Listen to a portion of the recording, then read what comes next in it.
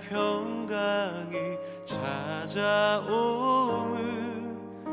험악한 세상을 이길 힘이 하늘로부터 임함이로다.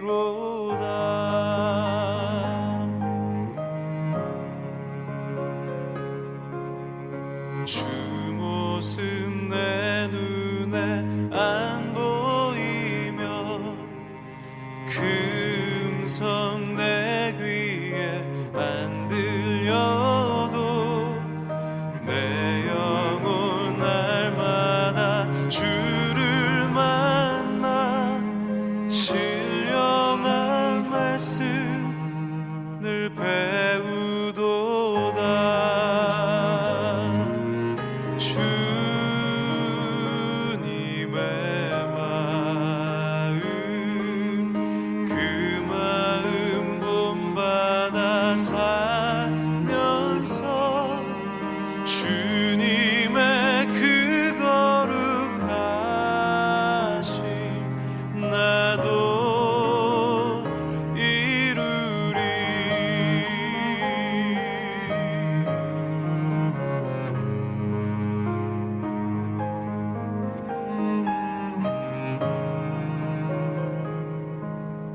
가는 길 거칠고 험하여도 내 맘에 불평이 없어짐은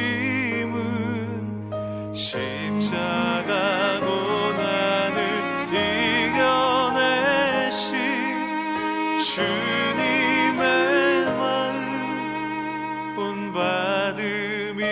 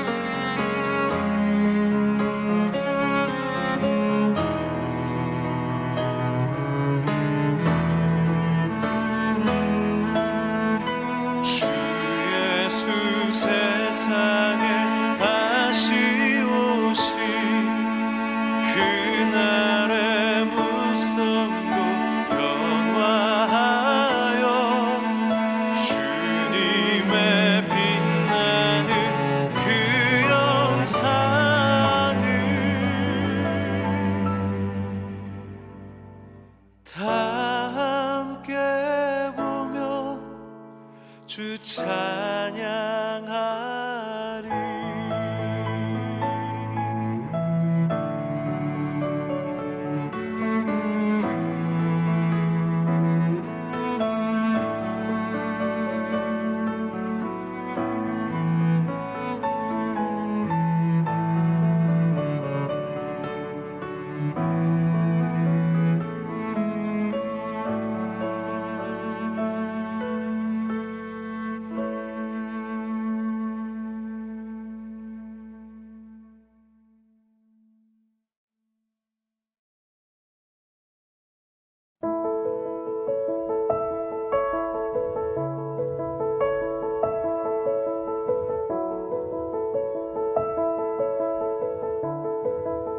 우상의 제물에 대하여는 우리가 다 지식이 있는 줄을 아나 지식은 교만하게 하며 사랑은 덕을 세우나니 만일 누구든지 무엇을 아는 줄로 생각하면 아직도 마땅히 알 것을 알지 못하는 것이요 또 누구든지 하나님을 사랑하면 그 사람은 하나님도 알아주시느니라.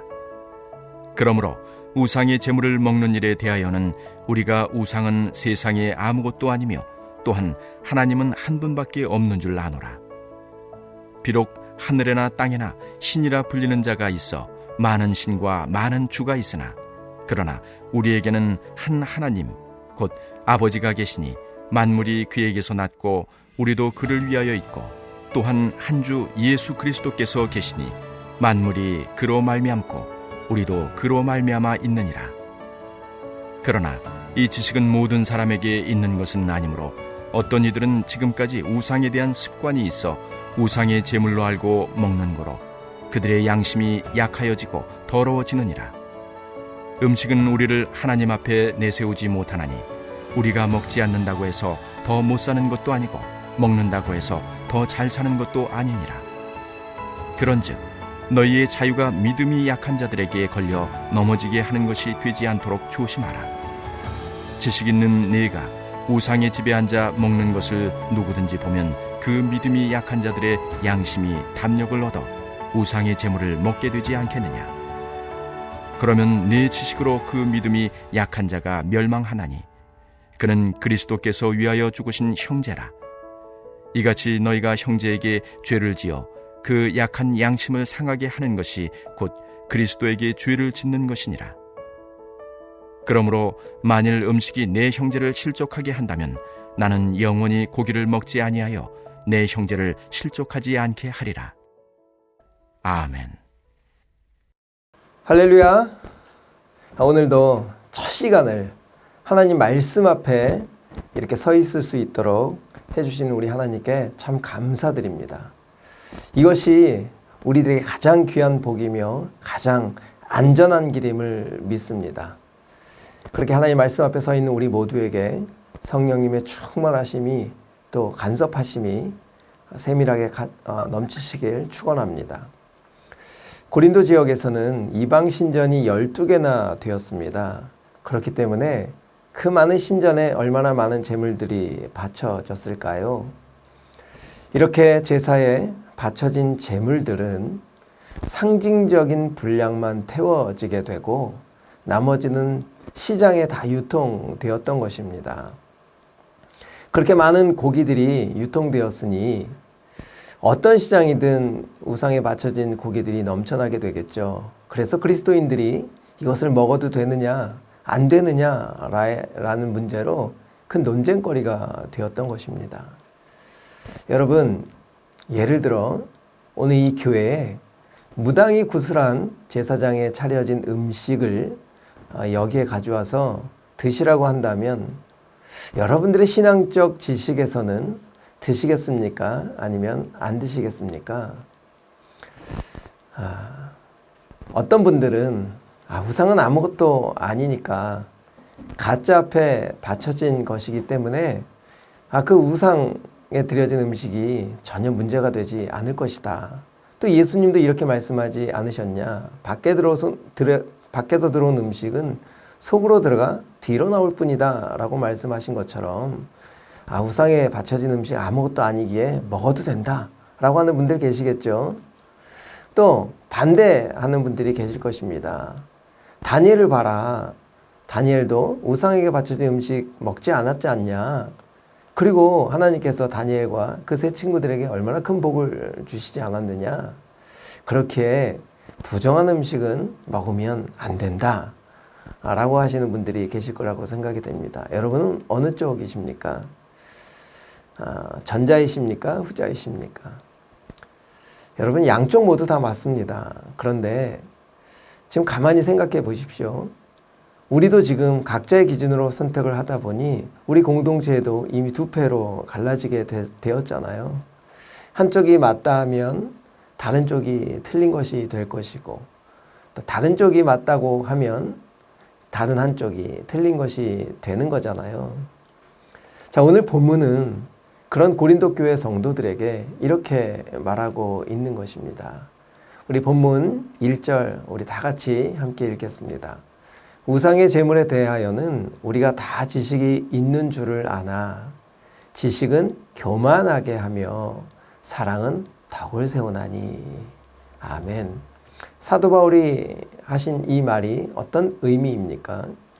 우리의 기준으로 선택한 것이 맞다고 하는 순간 그것이 교만함이 되어서 다른 사람을 틀렸다고 할 수 있게 된다는 거잖아요.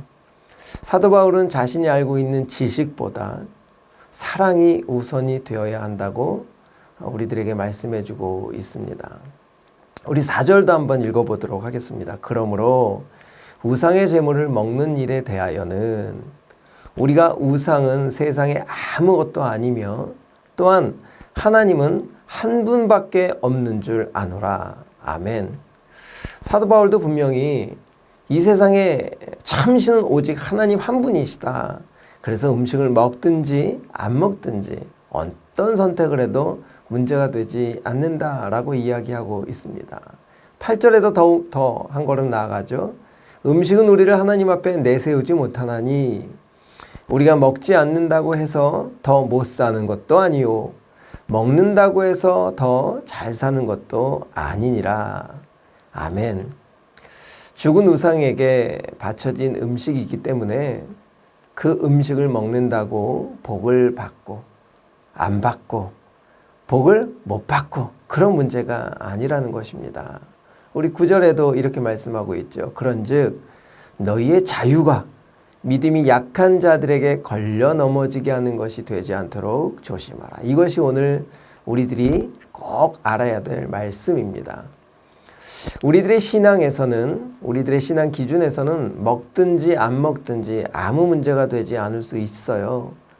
그러나 아직 우상의 두려움이 있는 초신자들 앞에서는 그 음식을 먹음으로 해서 그들의 막연한 두려움을 없이 해줄 수도 있겠죠. 또한 무조건 먹어도 된다. 이런 사람들은 양심 없이 분별 없이 막 행하는 그런 사람들 앞에서는 또 먹지 않음으로 그들에게 분별 있게 행동하라고 도우라는 것이 아니겠습니까? 문제는 어떤 선택을 하든지 내 앞에 누가 있는지 확인하라는 거죠. 그 한 영혼이 실족하거나 두려워하지 않는 사랑의 원리가 적용되어야 한다는 것을 오늘 우리들에게 말씀해 주고 계십니다. 여러분, 오늘 내 앞에 있는 그 형제를 유익하게 하는 일에 우선을 두어야 한다는 것 아니겠습니까? 분당에 있는 어느 대형교회 이야기를 잠시 드려보도록 하겠습니다. 그 교회 담임 목사님은 어느 날 교회에 이채로운 공간을 하나 만들었습니다. 온 성도들이 놀랐죠. 7, 8명 정도가 앉아서 쉴 수 있는 공간이었습니다. 그리고 그곳에는 쾌적한 소파를 놔주시고 또 환기시설과 냉난방 시설까지 갖추어 놓았습니다. 그러니까 그곳에서 휴식은 물론이고 예배까지 드릴 수 있도록 대형 모니터까지 설치했던 것입니다. 그리고 그곳의 이름을 흡연실이라고 써붙인 것입니다. 모든 성도님들은 놀랐죠. 목사님은 흡연을 권장하는 것이 아니었습니다. 당장 담배를 끊을 수 없는 어떤 사람들도 예배에 함께할 수 있도록, 예배를 드릴 수 있도록 흡연자들에게도 예배할 수 있는 공간을 준 겁니다. 적극적으로 그들을 껴안아 주기 위해서 교회가 해야 될 일이라고 가르쳐 준 것입니다.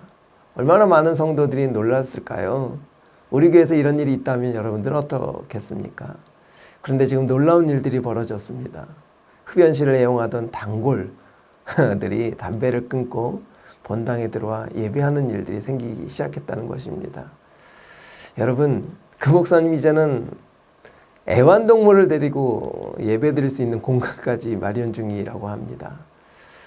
어떤 사람은 이것이 세상의 문화에 타협하는 것이라고 생각할 수 있을 것입니다.